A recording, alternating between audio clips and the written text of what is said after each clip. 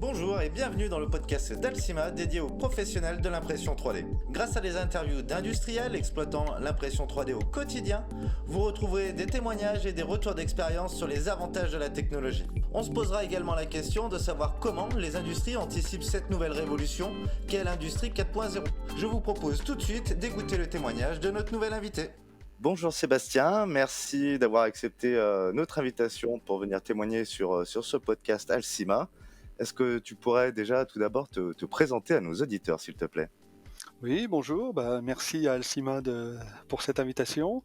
Donc, je suis Sébastien Espana, je travaille chez MGB depuis maintenant 26 ans et je suis technicien méthode chargé de projet avec de multiples tâches comme la création de pièces dans l'ERP, la création de gamme de fabrication, la réalisation de plans de phase, des plans d'outils, des outils spécifiques sur DAO, la préparation de dossiers de fabrication, la conception d'outillage, de posage ou de posage de contrôle ou de matériel divers de contrôle.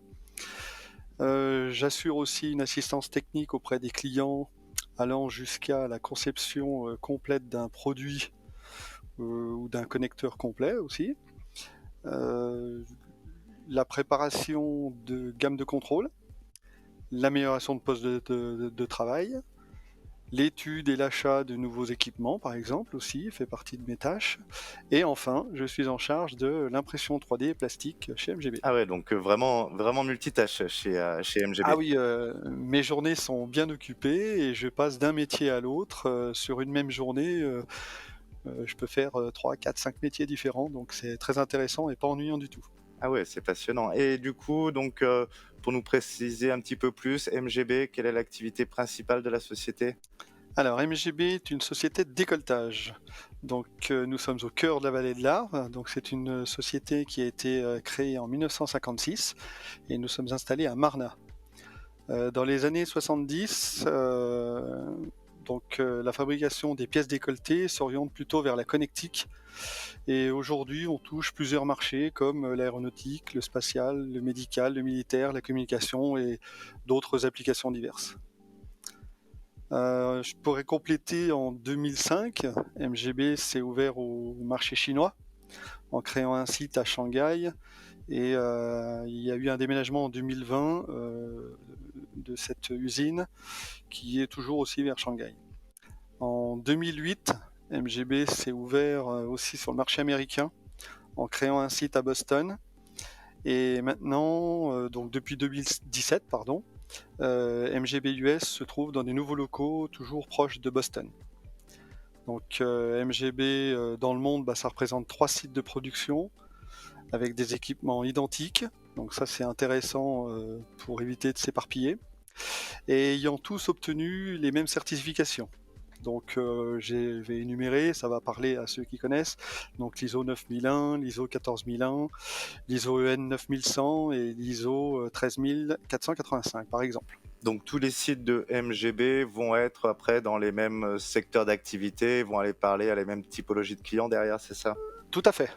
Ok. Eh bien écoute, je te propose de passer tout de suite au vif du sujet, et puis on va parler un petit peu impression 3D. Alors je serais curieux de savoir qu'est-ce qui a déclenché chez MGB justement cet intérêt pour la 3D et puis sa mise en place. Je crois que ça fait déjà un petit moment que tu es équipé.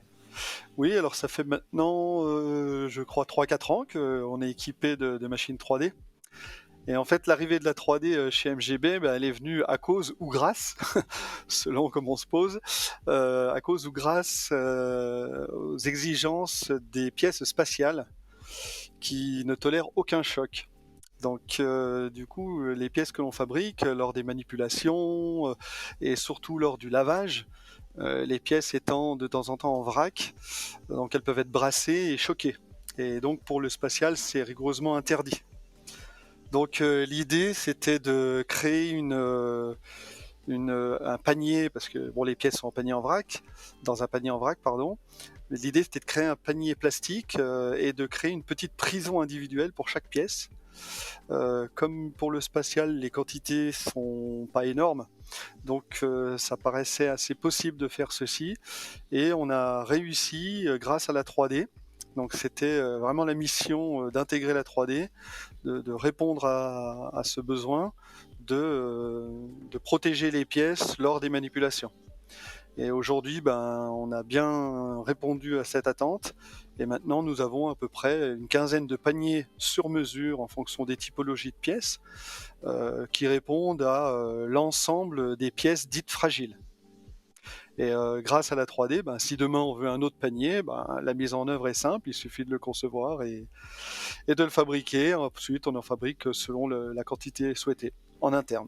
Et on l'a en quelques heures. Ah, mais c'est intéressant. Donc c'est la 3D qui t'a permis d'aller chercher un marché très spécifique et tu n'avais pas les moyens avant. Moi, je me posais la question justement sur les paniers spécifiques tels que tu les fais aujourd'hui. Est-ce qu'il y aurait eu d'autres méthodes qui auraient pu permettre d'aller accéder à ces paniers-là spécifiques ou la 3D c'était vraiment le Saint Graal pour ça? Alors, on va dire que c'était le Saint Graal, c'est toujours le même problème, c'est le nerf de la guerre, c'est un peu l'argent, et c'est vrai qu'on aurait pu faire des paniers spécifiques sur mesure, mais vu le volume de paniers, par exemple, qui reste quand même en petite quantité, quand je parle d'une famille de paniers, ça représente 30, 50 paniers, qui nous permet de couvrir une fabrication. 30 à 50 paniers à fabriquer sur mesure, en injection, ou des choses comme ça, avec des moules, le prix aurait été pharaonique. Donc même pas envisageable. Ah ouais, d'accord, ok. Donc il y a vraiment un énorme écart. Et puis même au niveau de la faisabilité, je suppose qu'effectivement ça a été compliqué, ce qui aurait augmenté largement le prix de la prestation par un sous-traitant. Ah oui, oui. Alors ce qui est intéressant, c'est que MGB travaillait déjà avec le spatial, mais ce sont les exigences d'année en année qui s'augmentent. Et du coup, pour répondre à ces exigences, pour le coup, là, la 3D a répondu pleinement à ce problème de choc, et le résultat a été immédiat sur ce type de défaut-là. Donc là, oui, du coup, ça augmente effectivement les capacités de production. Alors je me demandais, au niveau du matériel que tu utilises ou des matériaux, des machines, quelle typologie d'imprimante 3D as-tu chez MGB? Alors, nous sommes à notre deuxième génération de machines chez MGB. Nous étions partis sur une machine au départ, lorsqu'on a démarré, sur une machine type tripode en 3D FDM, hein. Et du coup, pour des raisons diverses, on a souhaité changer de machine. Et donc maintenant, on est équipé d'une machine volumique, une Stream 30 Pro MK2. Alors pourquoi on a voulu changer? Alors pour plusieurs raisons.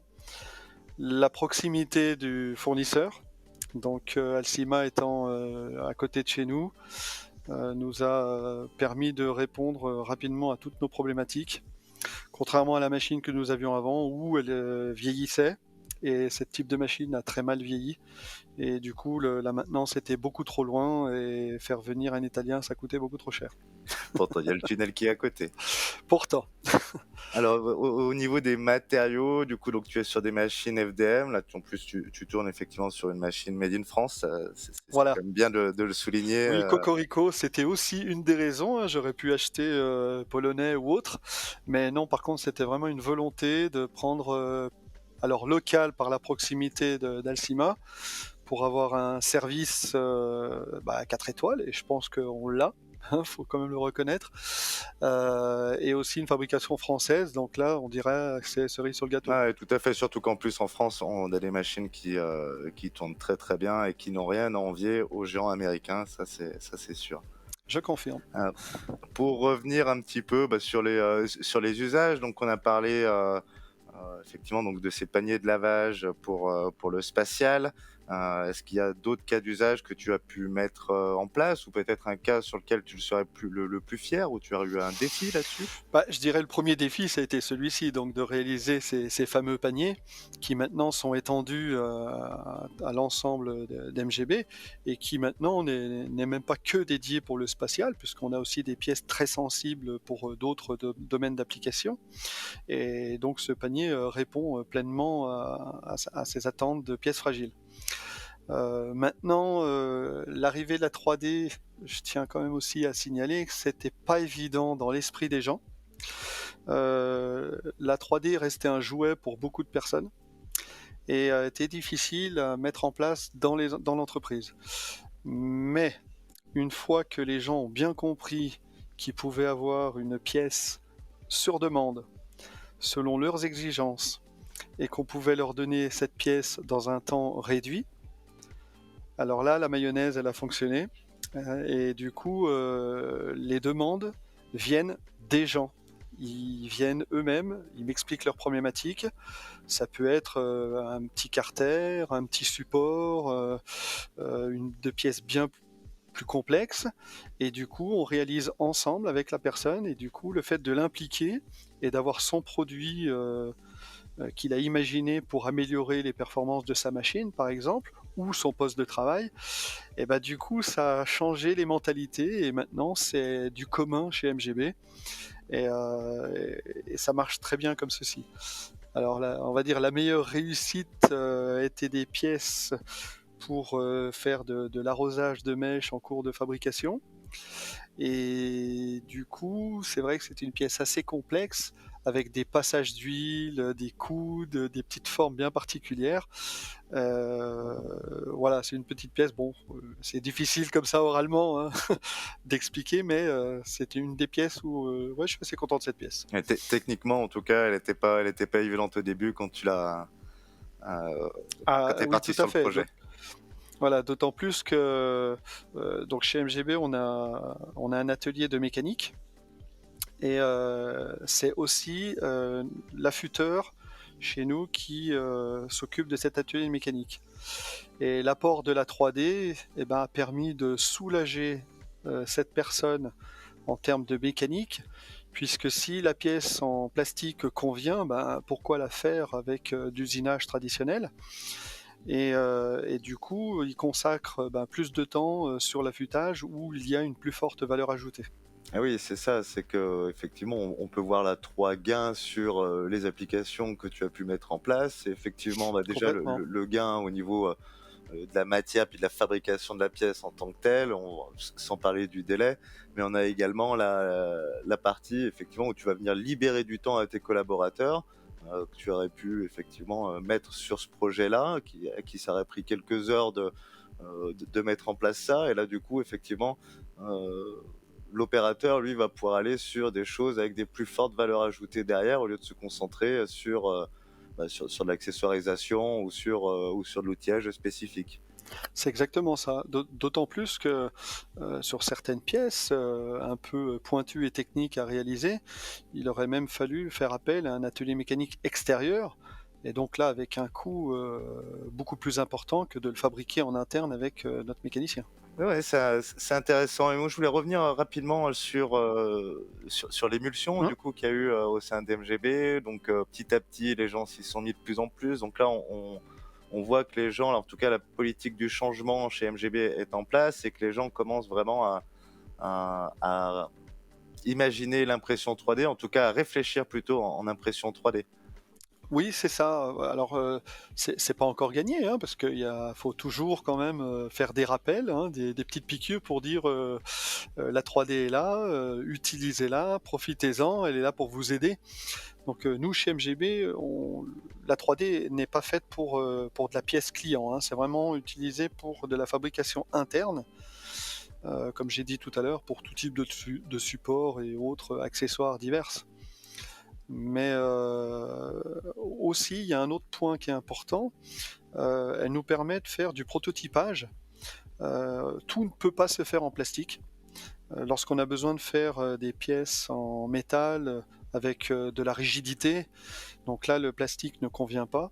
Par contre, avant de fabriquer cette pièce métal qui sera quand même assez chère puisqu'il y aura quand même plus de temps de travail en mécanique, on fait un prototype en plastique, on le positionne sur la machine pour voir si les encombrements sont bons, si les positions de trous de serrage sont au bon endroit, s'il n'y a pas de risque de collision.